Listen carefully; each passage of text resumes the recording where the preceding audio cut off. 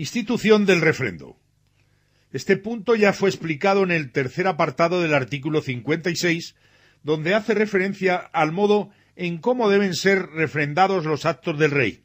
Y para recordarlo, sabemos que el rey carece de responsabilidad por sus actos, por lo que la Constitución atribuye la responsabilidad del rey a terceras personas, normalmente el presidente del gobierno, el del Congreso de los Diputados o los propios ministros, quienes verdaderamente van a asumir la responsabilidad por los actos que el rey lleve a cabo. A esta función de asumir la responsabilidad por los actos del monarca se le conoce como refrendo.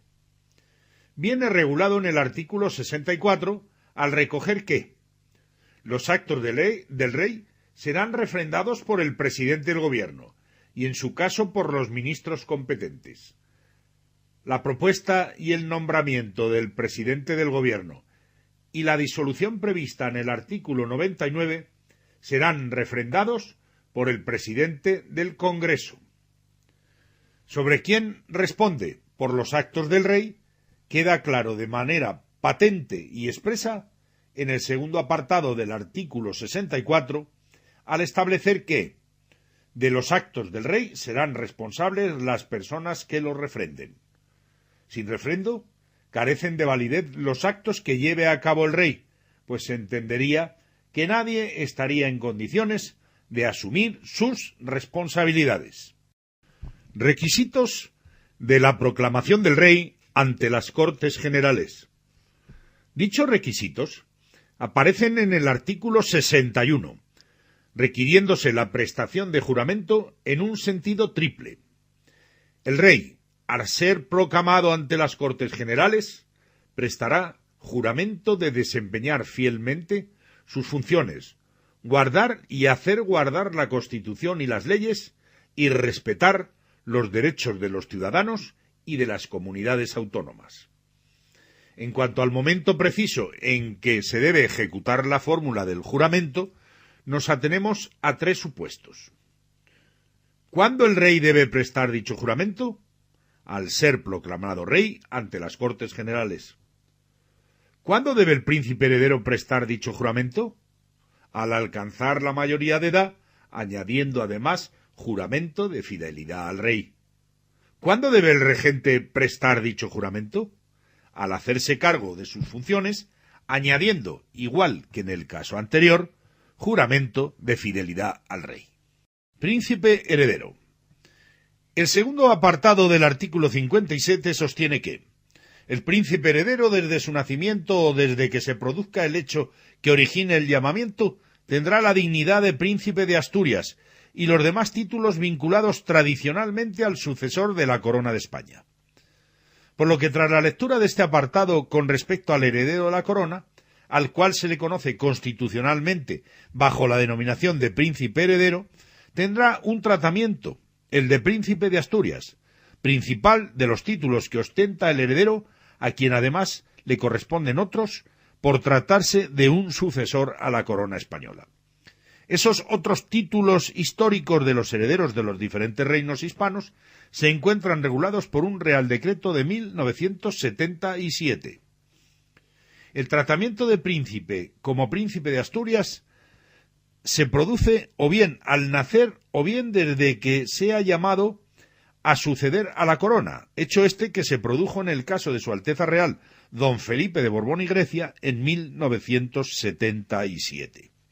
Su padre, el rey don Juan Carlos, recibió su título de príncipe de Asturias en 1941, título este que data de 1388.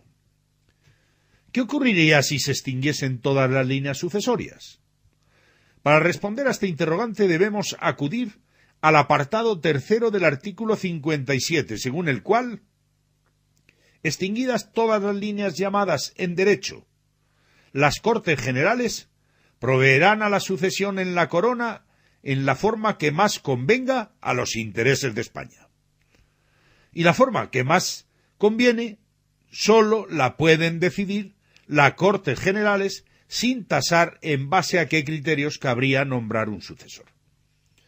Si una persona con derecho a suceder se le ocurriera casarse en contra del criterio del rey y de las Cortes, quedará automáticamente excluido de la sucesión, incluyendo esta expeditiva referencia al sucesor y a sus descendientes. Dicha referencia la encontramos en el artículo 57 en su párrafo cuarto, cuando señala que aquellas personas que teniendo derecho a la sucesión en el trono contrajeran matrimonio contra la expresa prohibición del rey y de las Cortes Generales, quedarán excluidas en la sucesión a la corona por sí y sus descendientes. O sea, se requiere una prohibición que además debe ser expresa, o sea, por escrito, y sin que quede lugar a dudas, prohibición que debe partir de un doble origen, por un lado del rey y por otro lado de las Cortes Generales. Esta prohibición, de la manera expuesta, excluye de la sucesión, además de al sucesor, también a sus descendientes. Finalmente, el último apartado del artículo 57 hace referencia a la cuestión de la abdicación y renuncia, estableciéndose que las dudas que surjan sobre el orden sucesorio deben ser resueltas por ley orgánica, sin que hasta hoy tal ley orgánica se haya promulgado. Institución del refrendo. Este punto ya fue explicado en el tercer apartado del artículo 56, donde hace referencia al modo en cómo deben ser refrendados los actos del rey. Y para recordarlo, sabemos que el rey carece de responsabilidad por sus actos, por lo que la Constitución atribuye la responsabilidad del rey a terceras personas, normalmente el presidente del Gobierno, el del Congreso de los Diputados o los propios ministros, quienes verdaderamente van a asumir la responsabilidad por los actos que el rey lleve a cabo. A esta función de asumir la responsabilidad por los actos del monarca se le conoce como refrendo.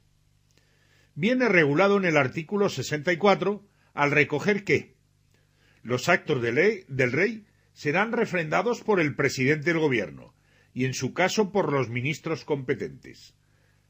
La propuesta y el nombramiento del presidente del gobierno y la disolución prevista en el artículo 99 serán refrendados por el presidente del Congreso. Sobre quién responde por los actos del rey queda claro de manera patente y expresa en el segundo apartado del artículo 64, al establecer que de los actos del rey serán responsables las personas que los refrenden.